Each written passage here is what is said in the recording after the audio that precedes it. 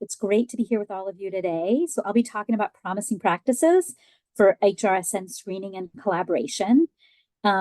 Before I get started, I just want to say a little bit about where I'm from. Next slide. So I co-direct the Social Interventions Research and Evaluation Network, which is a research and dissemination center at the University of California, San Francisco. Our mission is to improve research on social and medical care integration. And we do that by synthesizing and disseminating research, by convening stakeholders, and by conducting and catalyzing research. And we have a monthly newsletter where we put out new research on medical and social care integration on a monthly basis. So feel free to look us up and sign up for a newsletter if you're interested in that. So next slide, I want to jump in by highlighting some research that we have done on patient acceptability of screening. Sometimes one of the big questions that comes up and that can be a barrier to implementing HRSN screening programs is concerns over, well, how do patients feel about this? Are they going to be okay with this? It's different, it's new, how are they going to feel?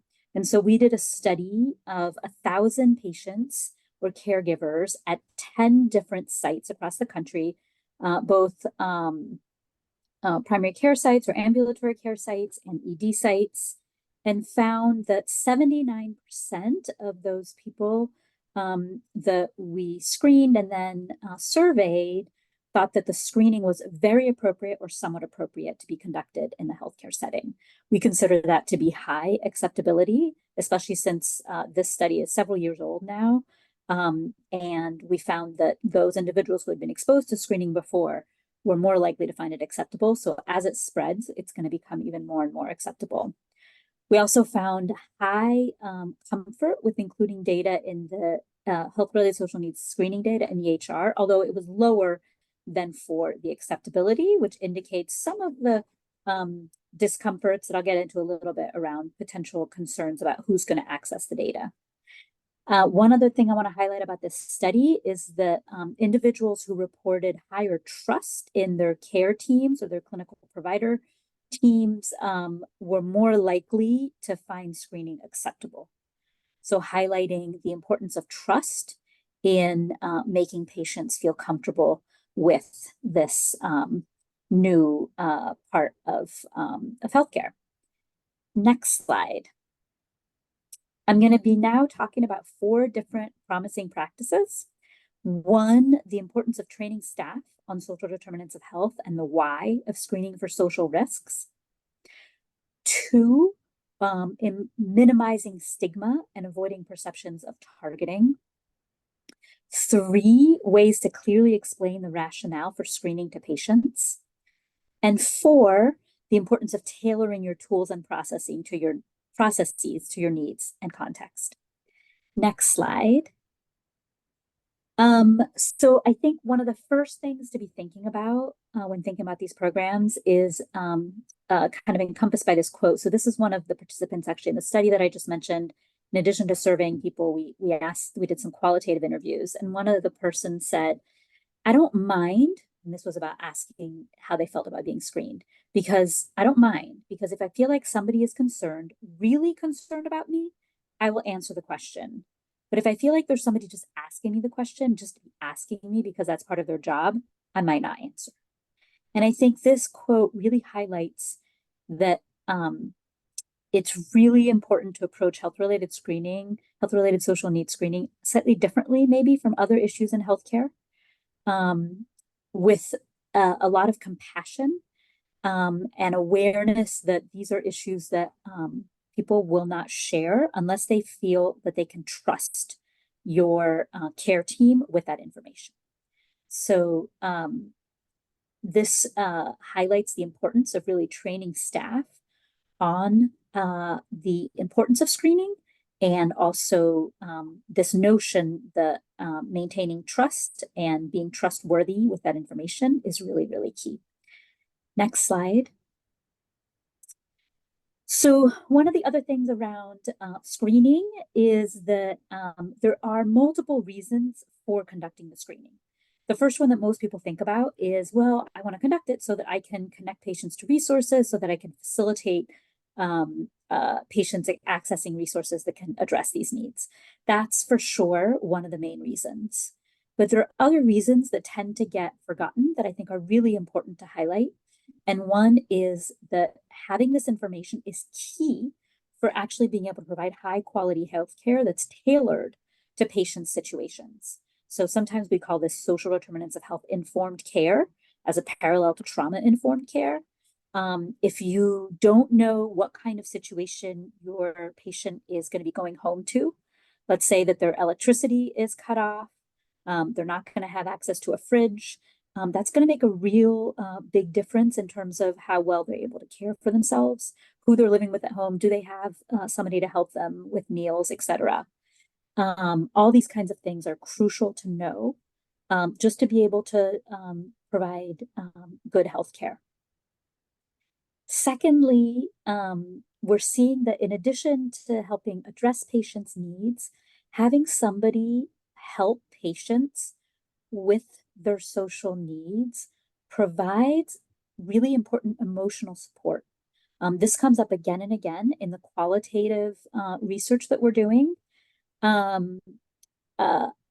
about and that this comes up, the patients bring this up on their own, that having somebody who just asks them about this, and maybe they feel like somebody's kind of in their corner on things that are really hard to deal with, and people often feel really alone.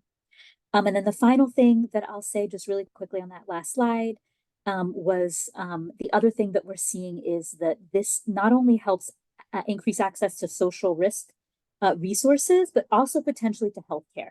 So somebody who's just working with a patient can help make sure that they're going to their appointments, can help make sure that they know how to use their medications, so can have all these impacts that way as well. Next slide. And I realize I need to probably speed things up a little bit. So the other thing that's really important is health-related social needs are not like other health issues. They carry a certain amount of stigma. And this is illustrated with this slide from another individual in our research study. They're cautious to answer some of these questions because they don't want to get in trouble and because of their pride. Because for me, I was homeless for 12 years and asking for stuff like that made me feel less than other people and that people were laughing at me. So this, connects again to the compassion and to the importance of thinking about how to minimize stigma for patients and clients. Here's a few suggestions for how to do that. One, next slide, you want to try to select care team members with sufficient time and empathy to connect with patients about social needs in not judgmental ways. Two, you want to avoid perceptions of targeting patients based on race or ethnicity or preferred language or any other factors that are related to health disparities or marginalization. You want to frame in terms of the health implications, really connect this with health. This is not about probing into people's lives, just to probe in people's lives. This is about this because this matters for people's health, and this will help you provide better care.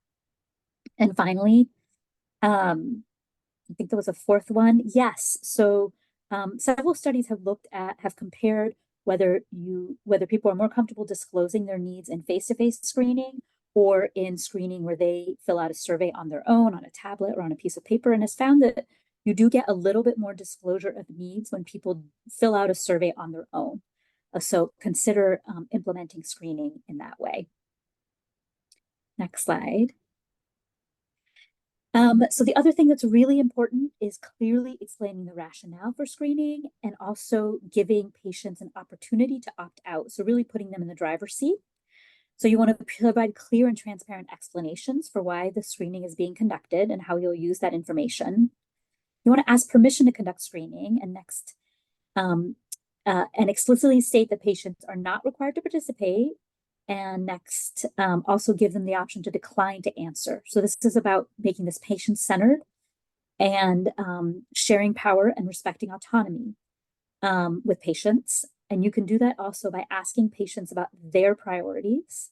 Next bullet, and you can go ahead and click them all out, I think, at this point, that you want to acknowledge the strengths and assets. So this is also something that's really important. I think patients are more than the issues that they're facing, and recognizing the strengths and assets in people's lives can help them make them feel like you're seeing the whole person. And then finally, things that are probably kind of obvious, but it's important to repeat. You want to make sure your staff can be attentive and responsive. Again, it's not a check the box kind of thing if you want patients to feel comfortable sharing, and you want to demonstrate an intention to help. Next slide. So final thing is that one size does not fit all at all. And I think sometimes this can be a barrier. People want to know, like, what is the validated way to ask about these questions, to ask about these needs? What are the needs that I should ask for? First of all, there aren't really, none of the tools that are out there have, strictly speaking, gone through all of the validation tests. So you should feel pretty comfortable basically kind of adapting tools to fit your situation. Our research suggests that the most important thing, if you want to get honest information, is for patients to feel comfortable. So you want to tailor your screening tools to your patient population so you're not asking questions that don't make sense. You want to tailor based on your care team composition, who you have that's going to be doing this. And you want to allow your staff to tailor scripts potentially and be able to ask questions in a more conversational way and make it less of a check the box situation. Next slide. So I want to highlight here a little bit of our research on technology. So we've been doing a fair amount of research about these referral platforms that Kelly mentioned. There's a lot of them. They're getting a lot of attention. A lot of healthcare organizations have been quite excited about them. Our research with them is they're really only a tool. And they're a tool to facilitate connections between different kinds of organizations. One of the challenges that's been happening with them is that healthcare organizations have been purchasing these tools and expecting partners to just pick up and use them. And that's never the case with any kind of new technology, as we know. And so these tools will be useful if they are used in the context of a partnership where people on both sides of the partnership agree that this technology is going to work for them to provide an exchange of data. And then the other thing I will say is that you have to remember that community-based organizations already have existing tools for collecting data, already have often tools that they're required to use by their other funders.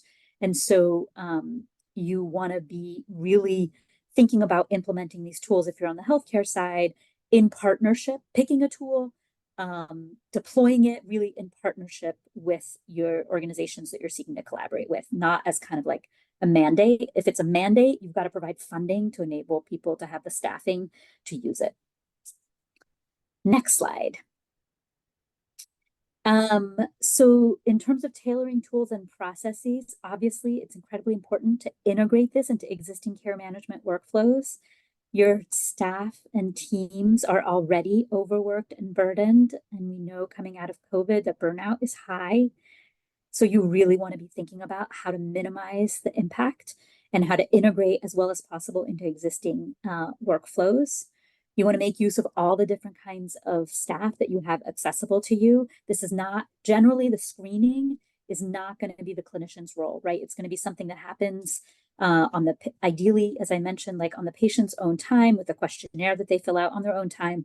And then you have the clinician, you want to have the clinician be aware of that information. So you want to make sure that the information goes into the HR and can be shared with the rest of the care team.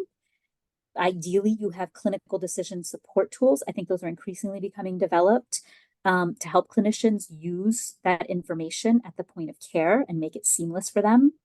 And then I think the final thing is this idea of co-locating social services, which we're starting to see.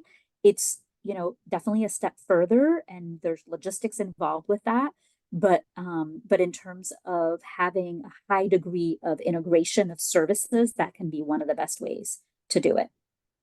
And I think I have one more slide to leave you with. Yeah.